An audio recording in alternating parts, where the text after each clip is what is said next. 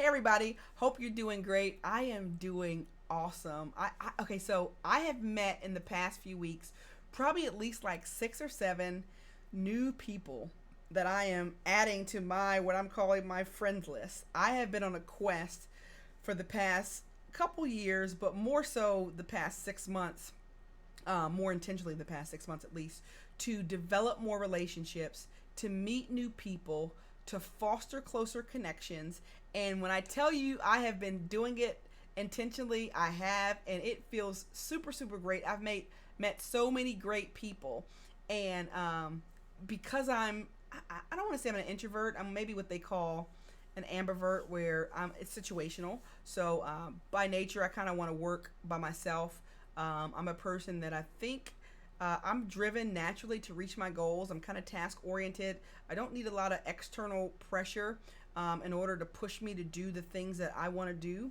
And because of that, I've been able to accomplish certain things in my life, right? But also because of that, um, when I'm working on projects and things of that nature, I kind of like to isolate. But it has become apparent to me recently that it's so important to connect to others to get to where you want to go. If you want to impact the world, you can't separate yourself from the world. If you want to make a difference in the lives of others, you need to make sure you're intentionally in the lives of others.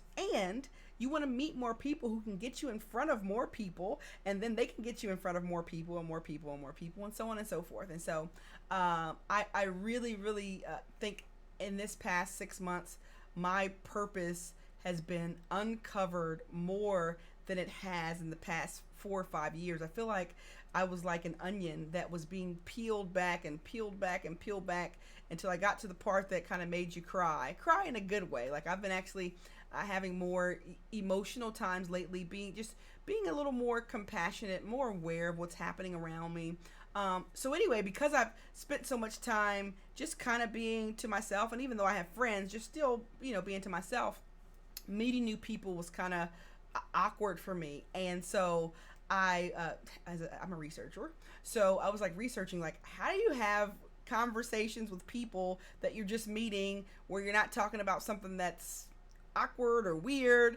How do you start that off? And I came across a method that I want to share with you because I think in today's society we are getting, I believe, a little bit more socially interactive. People are slowing down and maybe not as busy, and trying to spend more time with their family, spend more time with their friends, and spend more time and meet new people. And even if you have family or friends that you haven't seen for a long time, even that can be kind of awkward sometimes when you reconnect with them. And so, at any rate, this communication method that I found from researching is called the Ford method, and I want to share it with you because maybe it will help you when you're communicating with new people. And so, the Ford method is FORD, of course.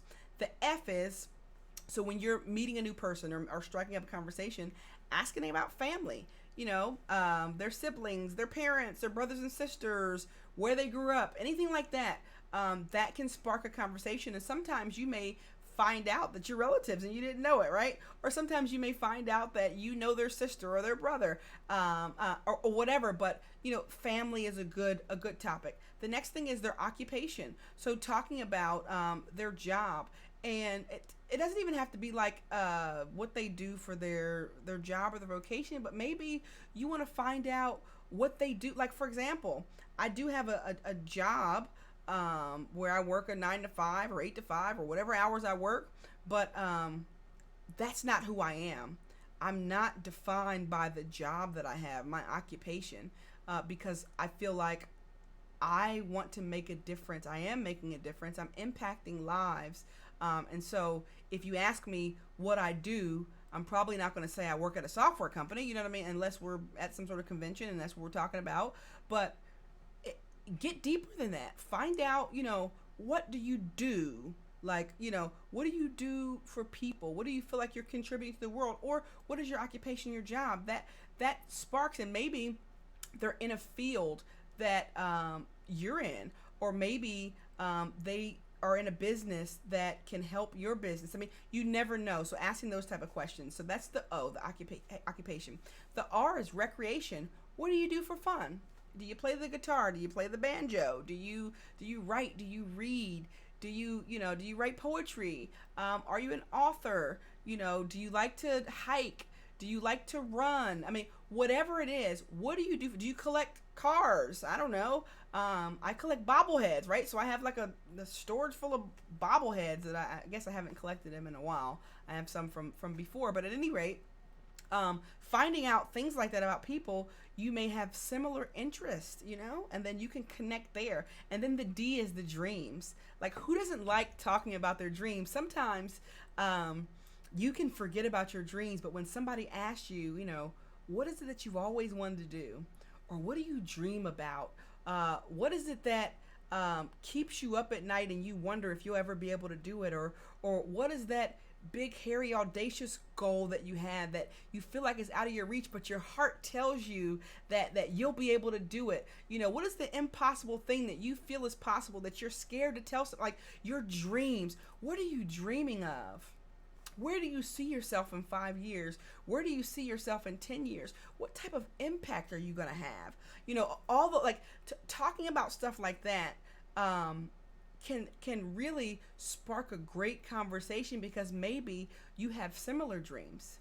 Maybe you encourage them to go after their dream, because when they tell you, it reminds them they remind themselves about the dream that they once had in their heart. And so hopefully you got something out of that method. Really has helped me to be able to spark conversation. And so I want to encourage you, meet somebody new this week, whether it's via a Zoom or a Facebook group or Instagram or, at the grocery store, whatever, wherever you're at, meet somebody new, expand your circle. And if you don't know what to say, use the Ford method, right? So talk about family, talk about occupation, talk about recreation, talk about dreams. Have a great day.